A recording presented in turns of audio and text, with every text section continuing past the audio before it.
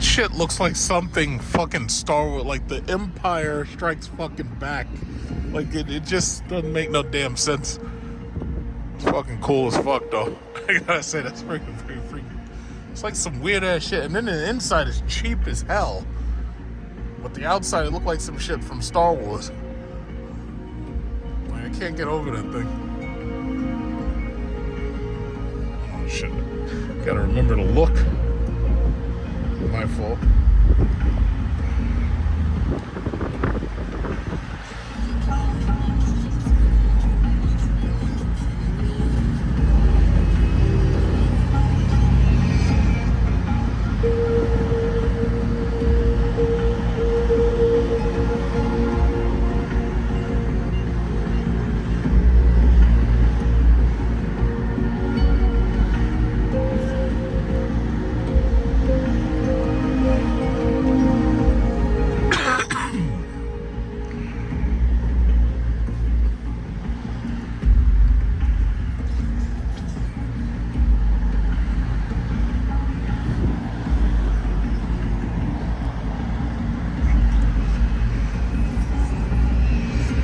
Okay, so you see this right here? So this is the Dodge Charger EV purchase, whatever they call it. Like this is the purchase configurator thing. So we're going to configurate a Dodge Charger using the computer here. So let's see. Let's see. Sign up for, what is this? No thanks. Okay, let's see. Explore the next gen. Okay, where's the build thing? Build and price. Okay, let's see. So 2024. Nope, it's not there. I guess it's here. Because I saw it on the phone. But where is it? Okay, vehicles. All right, Hornet, Charger, Ram truck. Nope, that's not it. Let's see, explore next generation Charger. I was on the phone and it said that there was a build button or something there, but where is it? Where is it? It was telling the starting price and everything on the phone. I might have to do it on the phone. Wait, it says gallery, performance, design. It was there a minute ago. Learn more about first call. What a fuck. That shit's gonna be a scam. You'll see. Configure. I already did the configure before. Let's see what it says. All right, let's see what this thing says. Okay, so it says enter. Configure now. So I'm just going to build a red one with red interior, basically. Let's see what it says. All right, so the red eye is the color and name that they picked. So they call it a red eye, but it ain't got no V8 in it. That's hilarious. Okay, so red eye exterior. Okay, so that's the red eye exterior. Okay, yeah, I know. Okay. Red interior. So they finally, yeah, they started taking orders for these stupid things. Let's see. Oh, okay, so you have black suede Napa leather right there. Or so that it changes the side. So you can either have this checkered design right here if you order demonic red, or you can change it to the other one and it's just like red. It's black suede and Napa leather. I like the demonic red one, I think, a little bit more. And then you go down to the Fraxonic symbol and they just tell you about the R-Wing. Yeah, nobody cares. Sun and sound package. Got to put that in there. What is it? Does it tell what it does? Okay, so I can't really tell what it does. I'm guessing the sun and sound pack. I don't know. It doesn't say anything. It doesn't say what it does. Animations. Okay, turn on exterior lighting. Open hit. So they have some animations here to show you. Wait, animations aren't standard? Like, I don't. Oh, okay. Wait. Maybe there's a way. Okay, the animations. It's just showing you what the lighting does. It's like, yeah, nobody. I'm not worried about that. Okay, so the sound, yeah, it's fake V8 sounds. Angles, you can see it from different angles. Background, change model. I mean, that's basically it. That's weird because I could almost, it says locate next generation charger. Did anybody get it yet? Let's see. So even though they are taking orders the prices, like the actual build prices, aren't up yet. They've started building the cars ever since second week of September, so you just can't see the prices for what you've built. But just taking a look at the news, apparently the stock actually rose about 2% earlier this morning because Stellantis earlier today, they made an announcement that they're about to start switching up management. So it looks like Carlos Tavares is probably out of there. The mere fact that this guy's name is on everybody's tongue over there means that, yeah, they got to get rid of him. They can't start anew, and they can't work in good faith if he's still there, so he has to go. So it says, Stellantis, Carlos Tavares is planning a deep management reshuffle amid the automaker's profit warning. Bloomberg News reported on Wednesday, citing people familiar with the matter. Tavares has faced mounting pressure to rectify the automaker's North American operations, where a steep fall in sales and profit have triggered a steep drop in the company's share price.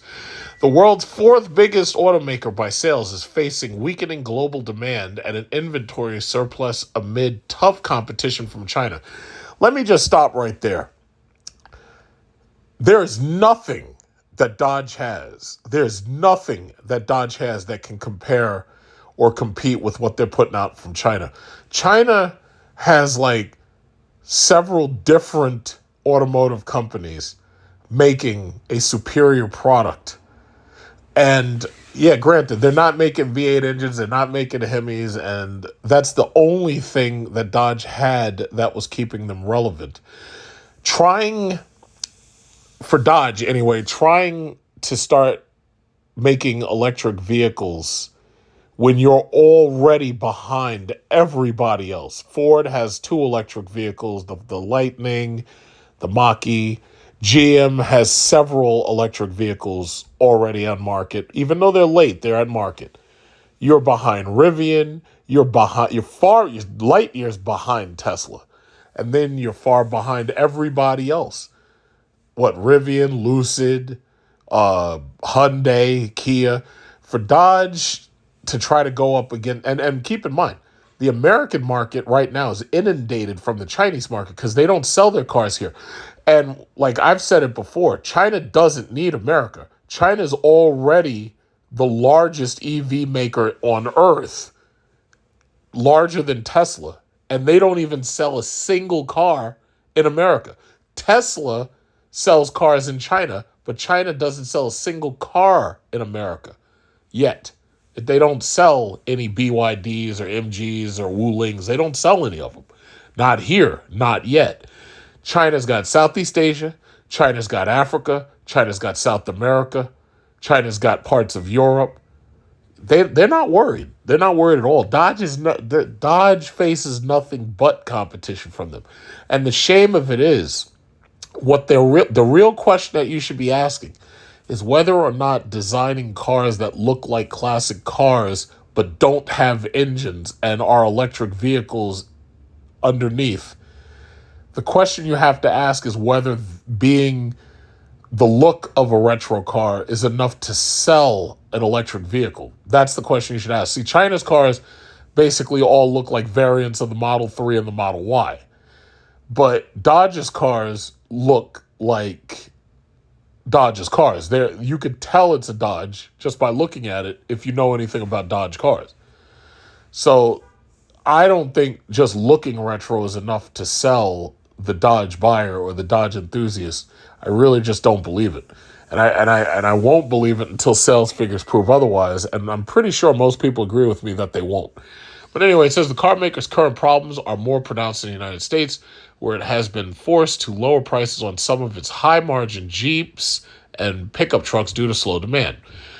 Last week, Stellantis cut its 2024 profit forecast and warned it will burn more cash than expected as it promised to reduce output and offer big discounts to revive its business in the U.S. Tavares may present his proposal at a board meeting scheduled to happen in the U.S. this week. The proposal could affect finance teams, regional heads, and brand executives, among others, the report said. Stellantis did not immediately respond to a Reuters request for comment. There's a very good chance that they may have this meeting and he may step down. Now, obviously, I can't prove that. I can only speculate. But I just don't believe that they can go forward with him at the head of this company. I just don't. First of all, their problems are going to run extremely deep because the real problem that they have is Chrysler and Dodge are irrelevant if you don't have those engines in them. Those companies are irrelevant. If you don't have those engines in those cars are irrelevant. The Charger, the Challenger, whatever you want to call it, the Chrysler 300, the Pacifica, those cars without engines, those cars are irrelevant. You'll never be able to compete with the Chinese market. They've got minivans with fucking gigantic televisions in the back, just like the BMW i7, where you can play PlayStation 5 and the car drives itself. There's no way you're competing with that. No way. So we'll just have to see what happens. But it's going to be, it's like ice skating uphill for them at this point. It really is. I think he may step down. That's what I believe, but we'll have to wait and see. But as far as Dodge and Chrysler are basically on their way out. Jeep can survive because Jeep is a look. The same thing could be said about Mopar, but for the most part, like those Dodge, those Chryslers, the most part, it's the engines that make them what they are. People really don't go into Jeep focused on the engine and the transmission when they buy a Wrangler. People really don't go into Jeep and Chrysler focused on having a V8 engine when they're buying a Jeep Grand Cherokee. You can't even get it like that anymore for the most part. It's like now it's all these twin turbo 6 and fucking Pentastars and all this hybrid 4xe. You know, so the reality is if they want a vehicle that's a certain size, a certain look, or has like those gigantic tires or something like the Wrangler has, it's not so much the engine that sells those cars. So I think, first of all, I think the hybrids can probably get a lot further than the EVs could with those, because I think a lot of Jeep people, they're adventurous. They like to go into the mountains. They like to go off-roading and all that shit. I don't think the EVs are going to sell very well for Jeep. I really don't think so. I think the city dwellers who might like EV are the same people who might buy a Cherokee or might buy a Compass. Now, as far as I know, they already sell a Compass size EV in Europe. And from what I heard, it's not doing very well. I could expand more on that later, but I don't have the vehicle to drive, so it's kind of hard to say anything about it. But I've heard reviews and reports, and they're saying it's not doing that well in Europe. That said, the Wrangler, I don't think that would do very well as an EV. Now, yeah, it would have tons of torque. It would still look like a Wrangler, but I just don't think that would do very well because I really think that most people who buy Wranglers, they really want a gas-driven vehicle. The Cherokee might work, however. The Grand Cherokee, I don't think that's going to work as an EV. I think that'll stick to being a hybrid like the 4xe Grand Cherokee L. But again, there's no way to know until you see that sales data. There's just no way to know. Ram, however, I'm pretty sure without those V8 engines, Ram is dead. If those people who were buying Ram wanted anything less than a V8 engine, they would have gone to Ford and bought the twin turbo 6 Ego Boost engines. And they didn't. So that just tells you right there, nah, I don't think that's what they want. Now, I have to say, Chevy with the Silverado EV, they're making big waves and big news right now because they're basically saying that thing's getting 440 miles per charge. So that I'm really glad to see GM is actually making waves and they're doing good things. So if the Chevy Silverado can do that, I'm pretty sure that the GMC EV truck could probably get the exact same thing because after all, this is all the GM parts bin. So we'll have to wait and see, but so far I would say it's probably looking good for them. The GMC Hummer I don't think is going to move that much, even though they have aggressive leases and I have seen them a little bit more than normal. I really think the trucks are going to do better. Like I've seen Lightnings, I've seen Silverado trucks, not the EV that much, but I think those will probably do well. But they're knocking down the price. I think they're trying to knock the price down under $70,000 with the work truck version of it. So hopefully that goes well.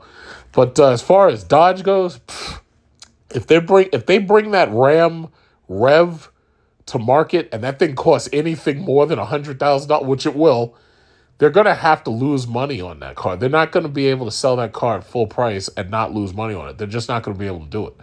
So we'll just have to wait and see. Wait and see. But it's very possible that by the end of this month, Carlos Tavares will no longer be with Stellantis. So here you go. It's Saturday, Columbus Day weekend. So I am going to the gas station so that I can put gas in my Jeep. In fact, my battery voltage thing was on earlier because when I tried to start it, it almost didn't want to start because I hadn't driven it in basically like a week and a half. And so I was like, you know what I'm going to do? I'm going to drive it for 2 days straight, Saturday and Sunday. And, just to keep it moving, keep some energy in this thing. But, oh my God, look at this fucking gas line. Jesus Christ. What are they giving away gold with this gas? What's going on with gas prices? What the hell's going on here? Why is there so many of these goddamn people on this fucking line? The hell's going on? So anyway. Oh yeah, well I could just drive my gas car and I can refuel my car in just 30 seconds. Yeah, What the fuck is this? Why are there so many of these people here? We don't have hurricanes. Like, there's nothing to stock up on. Like, whoa. Whoa, watch out. Okay. Okay, you're good. Jesus Christ, I thought she was going to hit me. Oh, okay. All right, you're good. Okay, so anyway, yeah, we don't have to stock up on nothing. Yeah, she was scaring the shit out of me. Now, I know most of these cars got cameras and everything, but yeah, she was really scaring me there. I thought she was going to hit me. I'd have been fucked up. But there's a lot of people here. But then again, this is, the weekend, and it is BJ's. BJ's has a lot less than Costco, but these people still here. Because what they do have is they got a gas station. And I gotta say, it's like looking at like how much fuel I got and everything. That's the one thing that always gets me about when you're in a gas car. This engine just doesn't stop running. And that's why you're wasting fuel just sitting still. When you're in an electric vehicle, you can sit still, and it ironically does the exact opposite. It actually doesn't use as much power or very little while it's just sitting still. I just think that is so amazing how gas vehicles and ICE vehicles are so different from electric vehicles in general. When I say ICE vehicles, I'm talking about gas and what is it called? Diesel. I would also imagine that they would consider a hydrogen vehicle to be an ICE vehicle, because in order to have a hydrogen car, you would have to be burning it with oxygen of some type, because that's how you produce fire. But if that does occur, then you're going to get nitrogen mixing in, because the majority of this atmosphere is nitrogen. It's like 74% or something. So that would technically be an internal combustion vehicle too. But anyway, what was I saying? Yeah, I had to drive this thing. I had to get it out there and get it driving, and make sure that the engine is getting some use. I had to make sure of that. But yeah, seems like a calm day. I don't know how much gas is. Look at this, the Wagoneer. She got these little women with these Grand Wagoneers, selling them OnlyFans feet photos, getting them Grand Wagoneers. Young little women driving around in G-Wagons and Grand Wagoneers and Escalades and Ferraris, Lamborghinis and everything, because they sell them feet photos. Okay, so look at this. Gas is $3.33. So number one, that is not low. It should be less than $3. That's number one. Number two, well, this guy's delivering fuel, so that's probably why we got such big lines. I guess the pumps are probably running slow. Every single time I come here, they're delivering fuel. And that tells me, and it doesn't matter when I come. I don't come all the time. I come very randomly, but they're always delivering fuel. So that tells me that people are focusing on coming here to get their gas rather than just going to a regular gas station. gas is, I don't care what they say, gas is expensive. See, it's like if somebody is punching you in the face all the time, you're like very upset because these people are punching you in the face. But if they stop punching you like half the time that they punch you, you might be like, oh, well, thank you for not punching me in the face as much as you used to.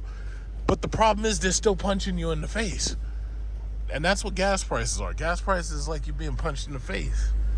And these people want you to believe that you have less of a punch because they're not punching you as much. It's like, no, but you're still hurting me, you know? I'm tired of these people. I'm ready for November elections. Let's get that gas thing pumping, open.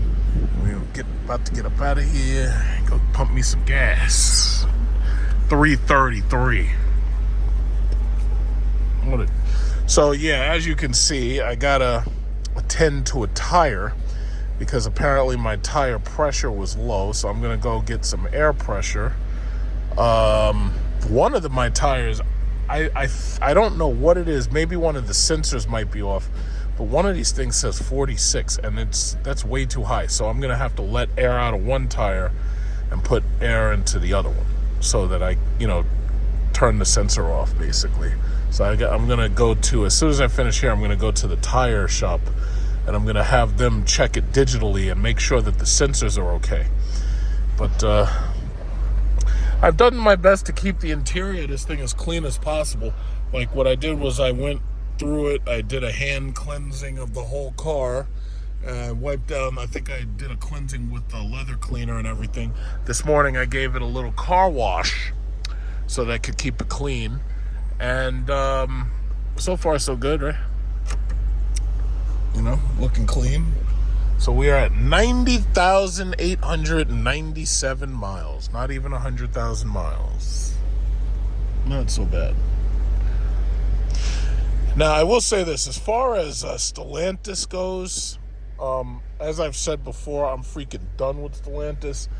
But the thing about it is, if you are a Stellantis shareholder, the question that you might be asking yourself right now is whether or not you should dump your shares in Stellantis. And considering the fact that Stellantis' share price has continued to go down, my guess is a lot of people aren't asking the question about what they should do. I think they're just doing it. Now, yeah, you can probably hear there's a shooting range over here. But a lot of people are just dumping their shares, right?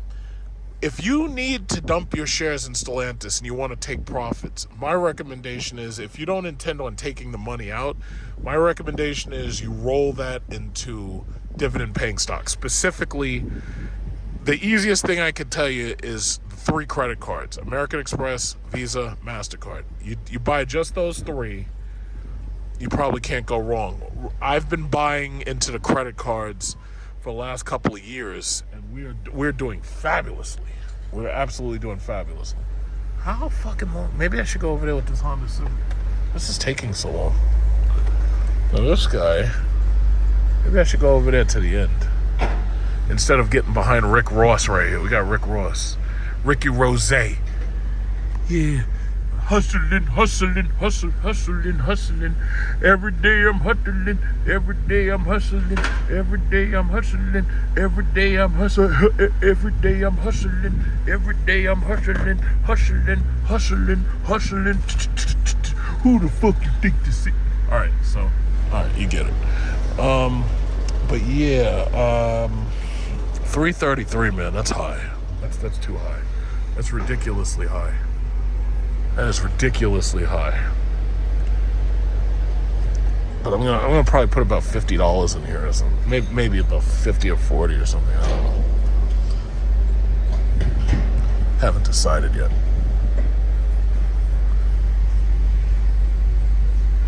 Yeah, probably about $40. Yeah, $40. Oh, somebody's going surfing.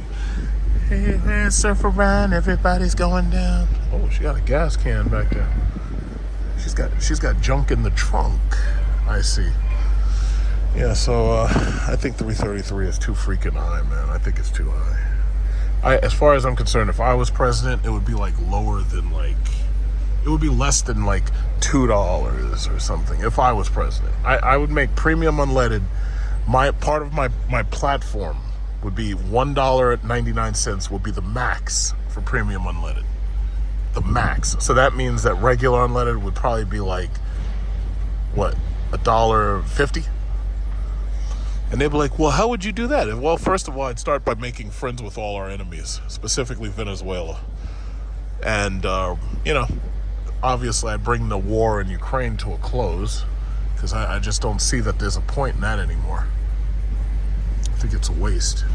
I think they're realizing it too. I think they realize that they can't beat Russia. Because you got to remember, if you're a chess player, you got to understand, you don't have to checkmate your opponent. You can beat them by running out their clock. You don't necessarily have to checkmate them. But if you have three options. You can either checkmate them, you can beat them and whittle them down until they tip their king, or you can run their clock out and they automatically lose regardless. Biden's clock has run out. I'd also argue to say Netanyahu's clock has run out. Zelensky's clock has run out. So now that you got all these clocks running out, the reality is that the chess game is over and they've lost. So my thing is, let us lose with dignity, and let's just keep it moving. Let's just keep things moving. There's no reason to have negative thoughts and stuff.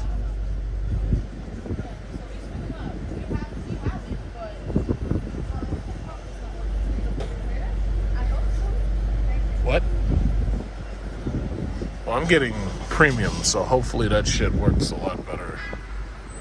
Maybe regular unleaded might be out, but hopefully premium's working. I don't know what's going on here. Oh yeah, well I could refill my gas car in 3 minutes. Yeah, well, I have an easier time coming to the electric charging station than coming to this goddamn place. Look at this. I hate coming to the gas station. I hate it. I get free charging on my electric car. I gotta pay for this shit. I hate coming to the gas station. This guy literally did just come by and say that I can't pump right now. So now I gotta do this whole process again. What's wrong with the what's wrong with the pump? It's not working right. Is it the computer? Yeah, so they're resetting. So in order to do it, they have to be all off. Okay. Well, mine's off. Right. You can say I'm Nope. Do you know about how long it takes to redo the reset? Do you know about how long? Do it. It's only working. Well, thank God I'm at the front of the line, right?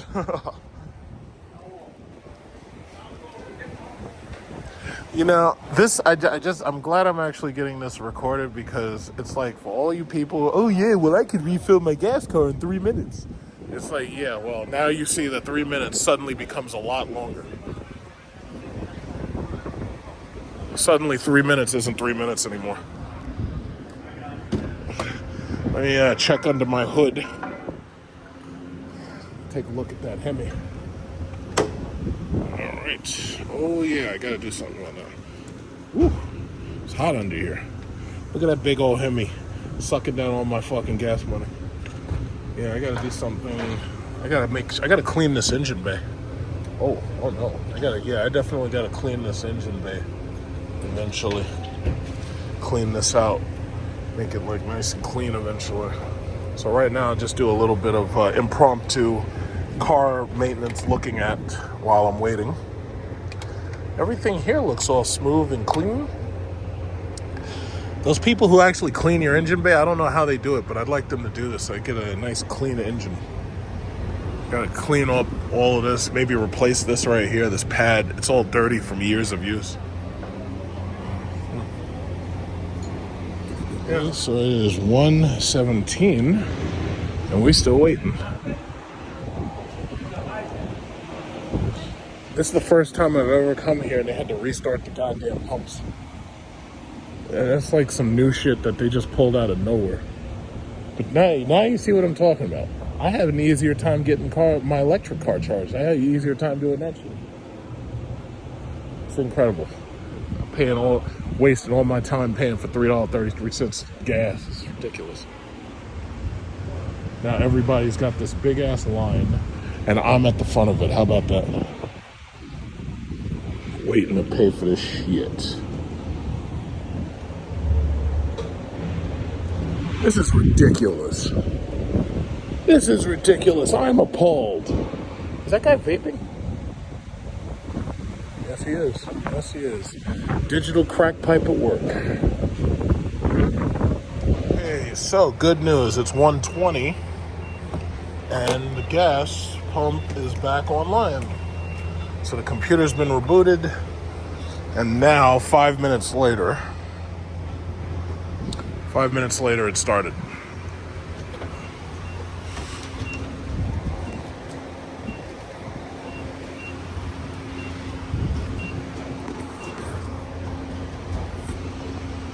This is madness.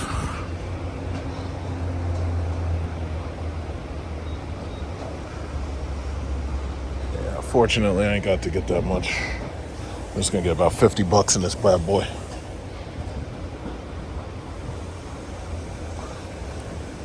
Usually I just drive it once a week. I put about $20 in it. This time I'm probably gonna go into the city tomorrow using this thing, so it's about $50 I'll put just to make sure, because I'm gonna waste half of that energy in traffic anyway. It's freaking annoying. Yeah, so I'm gonna leave here. I'm gonna go to the tire shop and I'm gonna get rid of those indicators. So I gotta check my tire pressure, and there was something else I was supposed to do. Tire pressure. Oh yeah, well my battery light will attend to itself. I'm not worried about that.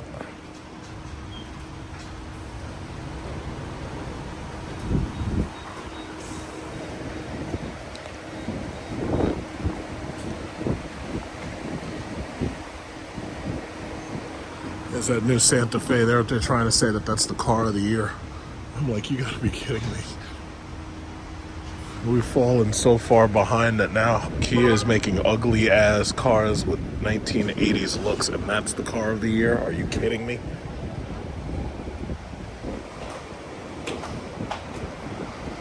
Alright, I'm almost done. 7, 48, 49, and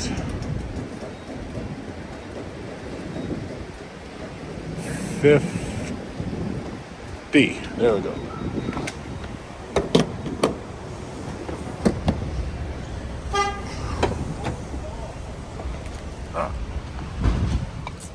Okay, there we go.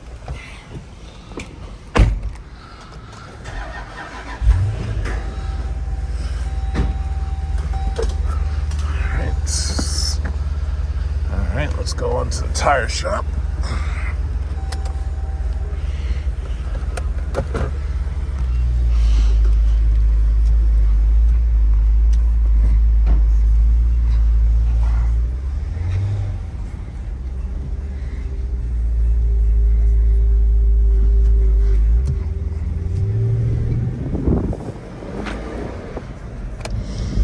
Okay.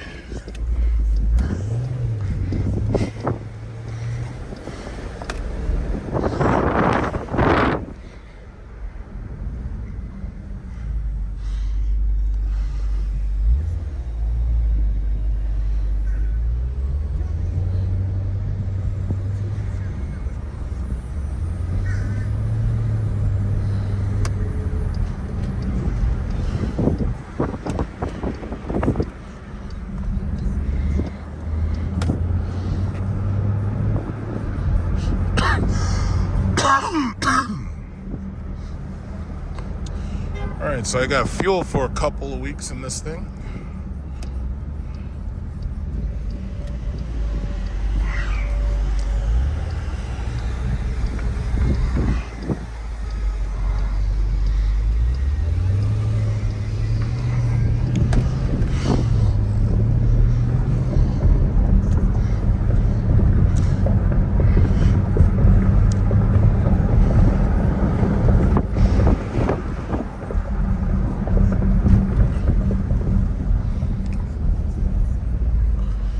Let's go knock out this indicator light.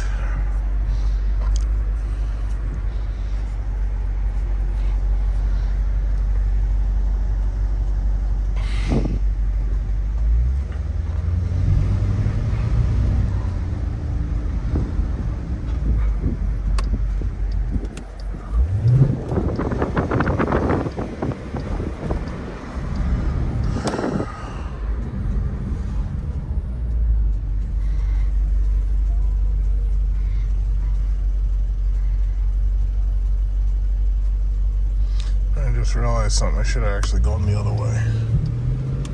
Go this way. I should have gone the other way because I want to go back that way. Okay, alright. No big deal. Get this guy from behind me.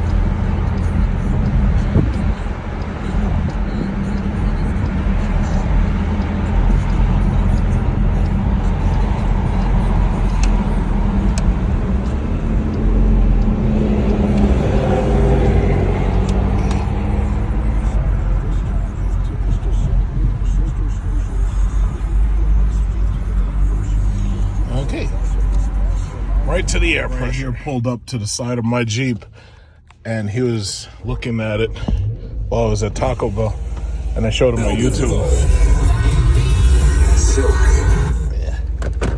Yeah. All right, take care. Yeah, I had to take this thing out, do the tire pressure, and recharge the battery and all that. Had to take this bad boy out for a nice little drive. Nice little Sunday drive. You can see all codes have been basically cleared. I got gas. I pumped air into the tires, so all that stuff is gone now. And we're rolling. So I stopped by Taco Bell. I got one of them chicken quesadillas. Got me some iced tea. So, it's always funny, like I get a lot of people looking at this car constantly. It kind of makes me uncomfortable because, you think about, leaving your car because, this is still New York. They steal shit all over. And I'm not accusing everybody of, planning to steal it. I'm just saying it kind of makes you uncomfortable leaving a car like this, just leaving it. Like, because especially now that they've got that technology where they break into cars and they just fucking start them and drive off and everything. But it's like, I don't know. If somebody offered me good money for this thing, I might sell it. But it would have to be a ridiculous amount of money. Like, it would have to be something where I just couldn't turn it down, Otherwise, it's just worth more to me just to hold a parking space, honestly. Because that's what it is. When you're in New York, you end up having to have a car. You have to have like 2 cars in New York City. You got to have one car to hold a parking space, and then you have to have another car to actually drive. And that's ridiculous. Like, that's what it is. I'm thinking about, even with this Lyric, I'm thinking about if I keep the Lyric, let's say I keep it beyond the lease, and let's say I start, I pay it off and keep it beyond the lease. It's like, now I'm going to have 2 of these fucking cars that I got to take care of. But I want a third because they got so many more cars coming out. Most of them are boring. But I want whatever Mercedes with that W224, when they build the new S-Class, I think I would go for one of those. Because to tell you the truth, I'd trade both of these cars for one of those, but I don't even know what it's going to be. But then again, I'd hate to say that's a stupid choice. It's just that, I don't know. I really don't know. It all depends. It depends. They're going to have to show me some serious stuff to make me, like, really, really go, trade up. But one thing I do know is I'm done with Stellantis. I am done with them. It's just like I was saying. If you plan on dumping your Stellantis shares, like if you're holding Stellantis, my recommendation, you put your money into credit cards or the banks themselves. Whatever, either one pays a dividend. But if you go into credit cards, chances are you'll get more for your money right away. Because Americans are going deeper and deeper into credit card debt. That's how fucked up the economy is. And it turns out that that's actually profitable if you own credit card stock. And the thing that's funny to me about credit card stock is it basically, the values keep going up. Eventually, they're going to probably do a stock split on all 3, Visa, MasterCard, American Express. So my thinking is you might as well just put your money in, like, little by little. You don't have to rush all of your money into it. You can buy $1,000 worth now, $1,000 worth later. Like, basically split it up, That's the way I see it. Look at this. That's a nice Traverse. The new Traverses are nice. They look like little trucks. That's pretty cool. I'd like to revisit the Stellantis stock real quickly. So basically, the stock is at $13.01 based on what it closed on yesterday, Friday. They're saying the Stellantis CEO made more than $100 million and he's leaving as the stock slumps. Now, Stellantis is facing lawsuits from shareholders. There's a number of lawsuits. They're facing lawsuits from dealers. They're facing lawsuits from shareholders. And it's actually a number of reasons why. Some of it is due to inventory control issues, and some of it is due to what they consider as a misuse of their authority and whatnot. There's a number of reasons. It's a lot of different lawsuits, so, good luck to their legal team. Here's the thing. As far as Stellantis, I've said this before, I'm pretty much done with that company. Stellantis currently owns Chrysler, Jeep, Dodge, and Ram. As far as I'm concerned, they're going to end up running it into the ground. I've already basically said why, so I'm not going to harp on it. First of all, they're overpricing the products. Even if they turn that around, then they have a second issue. Their quality control sucks. And then, even if they change the quality control, they have a third problem. Their maintenance and service sucks. I have never been as frustrated dealing with any car as I have been with cars from Stellantis. And what's funny is, if I were to have gone to Hyundai, Kia, and I've seen how they deal with their service for, cars. For the most part, they would have done everything they could have to keep me a customer because it's so easy for me to leave. If you're with Hyundai or Kia, you could easily walk over to Toyota and Honda or Nissan and you could tell Hyundai and Kia goodbye.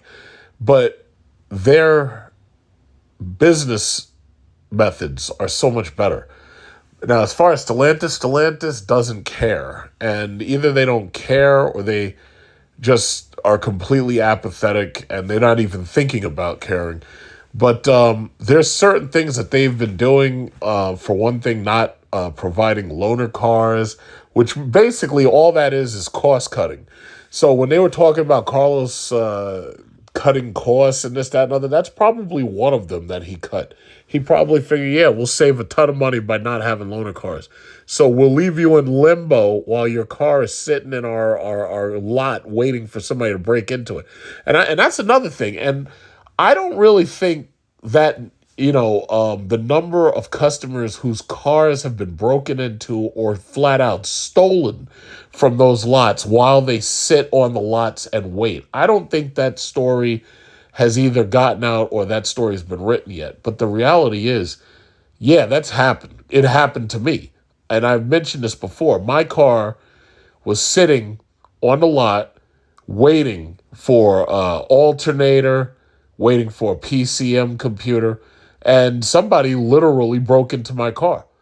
And they didn't do any damage breaking into it, so my guess is that the car may have been partially unlocked, or perhaps they used a computer or something. But the thing about it is they got into my car and they ruffled through my things. Fortunately, I didn't keep anything of value in the car like some people do. If they stole anything, it's nothing that I've noticed to this day. So for the most part, it was nothing of value in there. But it bothers me the fact that something like that could even happen. So as far as cost cutting and the issues that I've had with dealing with their service centers, I'm done with that company. Now, I don't know if down the road, CDJR, Chrysler Jeep Dodge Ram, I don't know if they'll end up with some other company. I doubt it. The way I see it, again, without these V8 engines, their products are boring. The problem ultimately is everybody else is basically caught up. I mean, even when you talk about like the Chrysler Pacifica minivan, Kia's caught up, Hyundai's got that Odyssey, Toyota's got a van, and now when you look at their vans, they basically designed their vans to be like luxury cars. They basically designed it like Maybachs back there. They got fucking reclining seats and shit with ottomans. They got heated, cooled massage seats in the back. I mean, it's ridiculous. You look at a Palisade, you look at one of these Kia Tellurides, they're SUVs in many. I will say this: if I had a choice between buying a Kia Telluride, a Hyundai Palisade, or what is it called, a Jeep Grand Cherokee 4xe, there's no way in hell I'd go with the Jeep. I would either end up in the Kia or I'd end up in the Hyundai. I don't like either of those vehicles, but when it comes to reliability, when it comes to service expectations, I'm sorry, I'd end up going with them. I'm not blaming the workers of Chrysler, Jeep, Dodge, and Ram. I understand their grievances. Stellantis sucks. This is a European company. They don't care about Americans. They don't care about what Americans need. They're pushing all this Fiat garbage and Alfa Romeo and Maserati. They're pushing all this European shit on us that we do not want. And the reality is that even if they suddenly started behaving better, the problem is because of they have just announced that Jeeps will no longer have the V8. That was part of the news that I had wanted to mention. So you've probably already heard about it. They're saying, first of all, earlier past month, they basically came out and said that the Jeep Wrangler was not going to be given an automatic anymore. So that means that if you buy a Jeep Wrangler, you're going to be getting I believe it was a V6 with a manual. And I believe it was a 6-speed manual. So they already announced that. I mentioned that in another video. Now they've just announced that the Jeep Grand Cherokee will no longer have V8s. So they're saying that you'll either choose between the 4xe powertrain, which right now is under heavy recall because the shit catches fire. Now these idiots out, those electric vehicles burst into flames.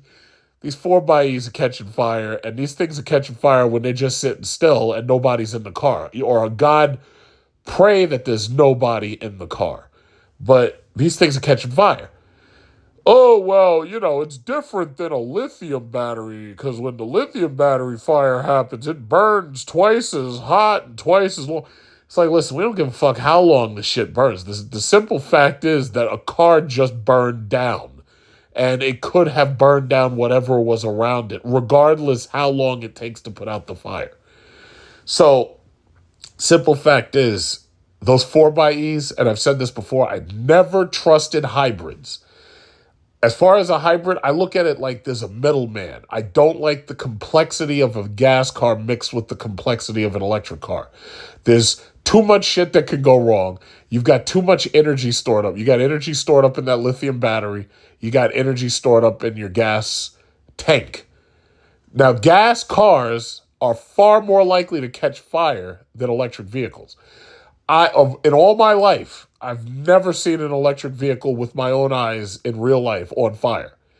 I have seen dozens of gas cars on fire. In fact, I've videotaped fires before. And I've seen gas cars that will, like, at one point they're sitting still and they're smoking. The next thing you know, the gas catches fire, and the next thing you know, the car bursts into flames. And I've watched it happen in slow motion, partially because, like, I was interested to see how much different it is than watching it in a movie or something. But the reality is, it's like the 4xe powertrain has problems. I've heard that they have problems with the batteries not charging properly or whatever, or overheating. And the bottom line is it's under recall. That's the bottom line. And there's, close to 200,000 of these cars under recall. I don't like the complexity being mixed. I would rather you either give me an EV or give me a gas car. Now, as you know, I have an EV. I park it right next to my house. There's about maybe 4 or 5 feet of space between my house and the car, just in case something were to happen. But the simple fact is, I park my gas car the same exact way, because I personally don't like the idea of there being anything flammable near my house. Not only that, if I had a garage big enough for their Jeep, I wouldn't park the Jeep inside the garage, because there's always a possibility something could go wrong and it could catch fire.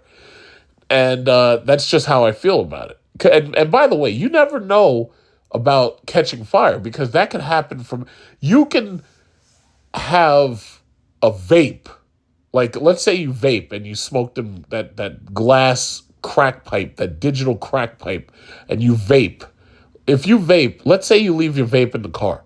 We all know that Chinese batteries have burst into flames before, even in vapes, and they've been blowing up in people's pockets, blowing up on the side of people's faces. You can have a vape inside your car, and that starts a fire inside the car, and you don't realize it until the car is a smoldering mess. It may not have been the car's fault. The bottom line is, I don't want anything even remotely like that parked inside my house or inside my garage. Now, that doesn't mean that the garage or a house can't burst into flames. I mean, you could always have faulty wiring, or there could be other things. It could be a bunch of things. My thing is, let's say something does happen with the house. I would rather my house not burn down my car. I would rather actually be able to, escape out of my house, get to my car, and actually have some way to move around up until house insurance takes care of the house. I'd rather not burn down everything simultaneously. But that's like a very, very improbable. That's something that, like, wouldn't really likely happen. But the thing about it is, it's possible. And the mere fact it's possible means that it can happen. So, what was that he said in that Batman movie? He says, we have to treat every possibility as if it's if it could absolutely happen. I forget what the exact quote was.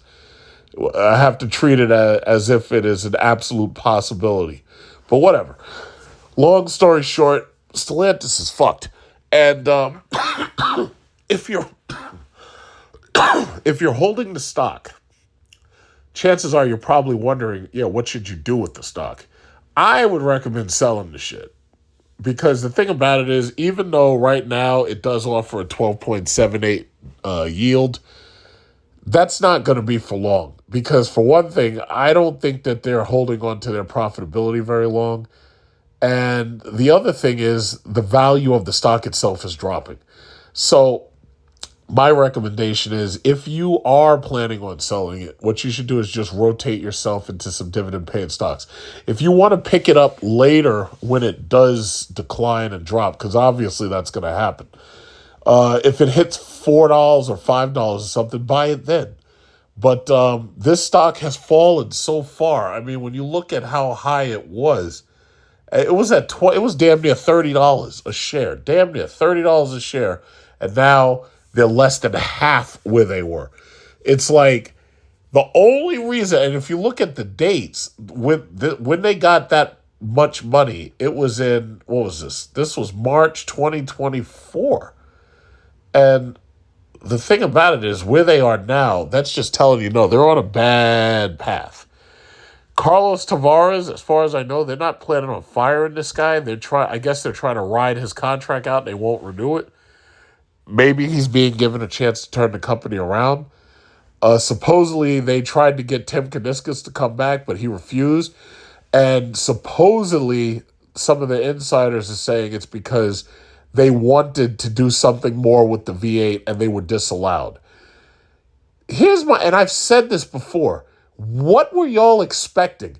And it's sad because as a previous Hellcat owner and as a current Hemi 6.4 Jeep SRT owner, I have to wonder, what were y'all thinking? Did you really think that they were going to keep making those engines in perpetuity? No. You see, the problem is we're moving towards efficiency. We're kind of moving towards digitizing the car, if that makes any sense. They've digitized everything else. Look at your cell phone. Look at your house phone. Look at your television. Everything has basically been digitized. Your fucking phone is listening to you and always listening to you, and it knows when you're talking to the phone. Your television, if you have, like my mom, she, against my better wishes, she got Fios, and she got one of those DVRs, and I'm like, you don't need a fucking DVR. It's like, that's stupid. It's like, you could download shit for free. You don't need a DVR. But anyway, it came with a remote control that has a microphone in it. And I'm like, yeah, I don't want microphones around me in my living room, my kitchen. I don't want microphones around me everywhere. Like, my phone is a necessary evil. But putting other types of mics and stuff around, it's like, I don't really want to do that. I've seen too many times, like, people in their houses where, like, they've accidentally recorded themselves committing crimes.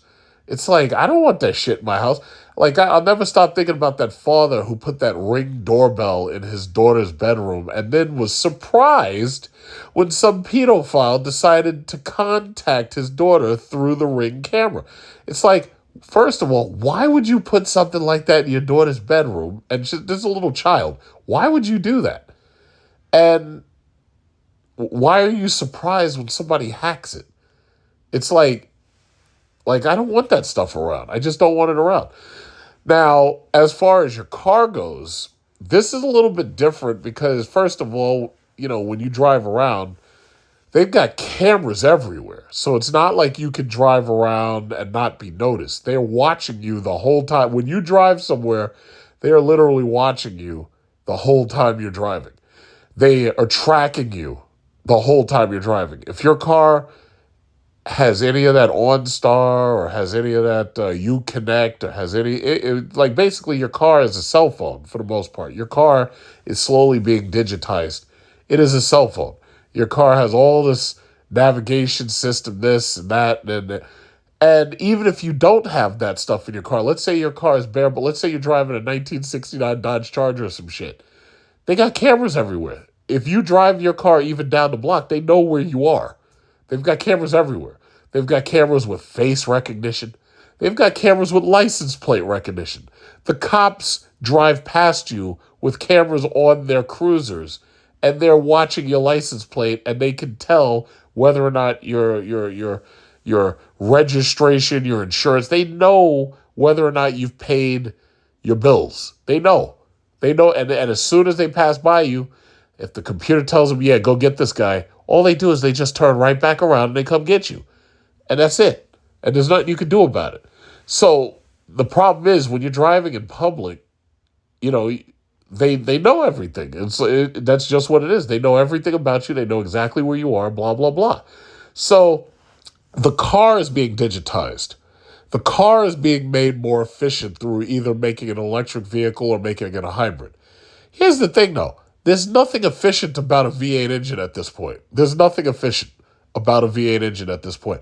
Did you people really think that they were going to keep on producing these Hemi engines and that they were going to keep going and make it so that you damn near had a Bugatti or something? Did you think that they were going to make it so that, yeah, you've got a Challenger that's so powerful you could take down a Bugatti? No. No. They weren't going to keep going with that shit. They got these demon engines out there blowing up when people try to race them, which leads me back to how bad Stellantis' quality control is. But the reality is they couldn't keep going with that stuff. Like, here's the question. Did you really think that they were going to keep going and make like a Hemi engine capable of like 2,000 horsepower? The answer is no. None of that was going to happen. They had to kill this. They had to. I can't, here's the thing. I realize, and I've been saying it, and people try to criticize me, but I don't give a shit. And then by now you're realizing I was right. But I realized that they were going down a couple of times. When I realized that, number one, the Chrysler 300 was not going to be given a Hellcat engine, I was like, yeah, you guys are fucked up. When I saw that they had canceled the Magnum and that they didn't even give it like the upgraded Pentastar 6, they didn't give it anything else, they didn't give it SRT 6.4, blah, blah, blah, I was like, yeah, you guys fucked up. When I saw that the Dodge Dart came out, and despite being a small, slow car, they didn't give it an SRT version, I was like, yeah, you guys fucked up. When I saw them bring out the Chrysler 200, and it was a pretty nice, small car, but it was too small. Now, somebody could say, oh, yeah, well, it was a great car and everything, but guess what? It was discontinued. Great cars don't get discontinued unless you're dealing with a really stupid company. So I'll caveat it by saying this. Yeah, great cars can be discontinued, but only if it's a really stupid company. You don't see them getting rid of the Toyota Camry. You don't see them getting rid of the Honda Accord. Sedans aren't even selling that well, and they still got the Camry out there, and they still got the Accord out there. You don't see them getting rid of those. Now, I think Nissan's about to get rid of the Maxima because Nissan's having trouble all the way around, but the bottom line is you don't see them getting rid of things that are really good and really selling well. You just don't see that happening. Now, Stellantis might be the exception to the rule because they're really that stupid. They're getting rid of the Charger and the Challenger and replacing it with something that the customer has already said they don't want. That's the electric Charger. They don't want the electric Charger. They want the Charger and the Challenger. But I'll wager it like this. They, for the most part, don't have a big problem with the exterior looks of the new 2024, 2025 Charger. The problem is they don't want it with electric vehicle technology. They want it with Hemi engines. But from what I can see, that new platform doesn't even fit the Hemi, nor would it allow it proper cooling. So anybody who decides to chop up one of these when the twin turbo 6 Hurricane comes out, if anybody takes one of those cars, tries to chop it up, and tries to make it into a Hemi car, they're going to have a lot of problems doing that. But we'll see, because the average person ain't got that kind of money. The average person ain't got that kind of time. What Chrysler did right, what Dodge, Chrysler, Jeep, Ram did right, was they made ridiculously powerful off-the-shelf cars where anybody could just walk into the store and drive out with a Hellcat. Anybody could walk into the store and drive out with a Demon. Anybody could walk into the store and drive out with a Ram TRX. Now look what you got. You got the Ram RHO. I say that means removed Hellcat option. RHO stands for removed Hellcat option. Nobody wants that fucking thing. They want the TRX. If you're going to buy a truck that big, you want it to be big and powerful. Like something out of Mad Max. Like when you're watching Fury Road and you got this guy and he's got two Cadillacs piled up on top of each other and he's got 50-inch tires. That's what you're looking for. You're not looking for no goddamn RHO. That's not what you came to. You didn't come there for no goddamn twin turbo hair dryers on my V6. What are you talking about? The Grand Wagoneer. The Grand Wagoneer was already having electrical problems back to Stellantis' shitty quality control. But then what they did is they take out the 6.4 from the Grand Wagoneer and then they put in this fucking twin-turbo Hurricane. Nobody wants that. from what I've seen and heard, its reliability is lower. And then on top of that, the gas mileage isn't much better. It's like 2 miles per gallon difference, which is not that much when you consider that most of the people who are buying a $100,000 truck are probably not extremely worried about saving money on gas. They're probably more focused on being able to move the people around that they want to move around. But that's what this company is dead. They're just a dead man walking. I didn't think that anybody could fuck up Jeep. I really didn't think that that was possible. As far as I'm concerned, the Jeep Grand Cherokee, yeah, there are powertrains that probably could work in it. Like if you want to do that twin turbo Hurricane and you say, oh yeah, we'll give you more horsepower, more torque than the Hemi had. Well, some people, just like me, they feel that they don't like the way the Hurricane or the twin turbo engines sound. But then there's other people, like these women who drive Jeep Grand Cherokees. They don't give a shit what kind of engine's in there. They just want the truck. Or they're looking for the size of the truck. They want that third row. They want that Jeep Grand Cherokee L. They don't care what's under the hood. They just want the truck. And I totally understand that. Now, the enthusiasts want that engine power and sound and feel. Okay. But now Stellantis say, yeah, no more V8 for you. It's over. But I keep saying the same thing. What did you expect? The V8 engine is dead. The Europeans, look at what they had to do. They had to downsize all their cars. The V10 is disappearing. The new Lamborghini comes with a goddamn V8 with twin turbos. They don't even have the V10 in it no more. What do you think's going to happen to the big Lamborghini? That V12 is going to disappear. Those Europeans over there are going to force that V12 to disappear sooner or later. Look at the other cars. They already took it out of the other cars. The V12 has disappeared. Look at the Rolls-Royce. Rolls-Royce is going electric. Like they got the electric Wraith out, and they're about to make an electric Ghost. It's like, yeah, they're downsizing everything. As whether you believe in climate change or not, the governments believe in it. So whether you believe in climate change or not, they are forcing all of these automakers to cut this stuff out. There are no more V8s. The next level of performance cars are all going to be electric. You know, that Bugatti Tourbillon. The Tourbillon is slow compared to like the Rimac Nevera. And the thing about it is that's the end of that W16 engine. You ain't going to see that ever again. That's the end of it. And even if you wanted to see it, guess what? You ain't got like $5 or $10 million or whatever it costs to buy that thing. And that's it. And the governments have basically said, this is the V8's last stand. The future that they're looking at is going to be V6, twin turbos, hybrid V6s. It's going to suck really, really bad. You know, your car will still get you from point A to point B. It's just that you're not going to have any fun driving it. And that's just what they've done. That's just what it is. So you have a choice. You have either a hybrid powertrain, like that Ram e-Torque, or you've got an electric vehicle. So if you can't afford the electric vehicle, guess what? You're going to the e-Torque. If you don't like it, where are you going to go? Because like some people are like, oh yeah, well, I'll just go to Ford. Yeah, well, Ford got rid of their V8s a long time ago. Ford got rid of their V8 Navigator. Ford got rid of their V8s for most of their cars, or I should say SUVs. It's not optional. It's done. And I had a 2002 Expedition with the Triton V8. It was a pretty good V8, but when those, what were those things? Coil packs would go. Yeah, now you got to go visit the dealer when you get those engine misfires. You know, and that happened more often than you imagine it should happen. My Hemi V8 6.4 has been a way more reliable engine than that 5 point whatever Triton V8 engine.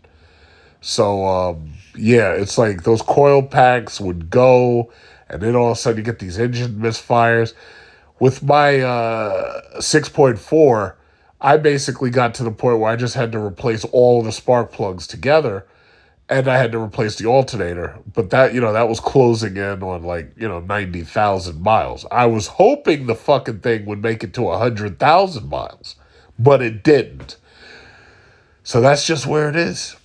But as for you people, I still don't understand. It's like, where did you think that they were going? Did you really think they were going to be able to keep that up? Keep on making those engines? No. There was no way they were going to be able to keep making those engines. It had to end sooner or later. It had to end sooner or later. And now you know what the ending looks like. So what we're watching is the death of Chrysler and Dodge.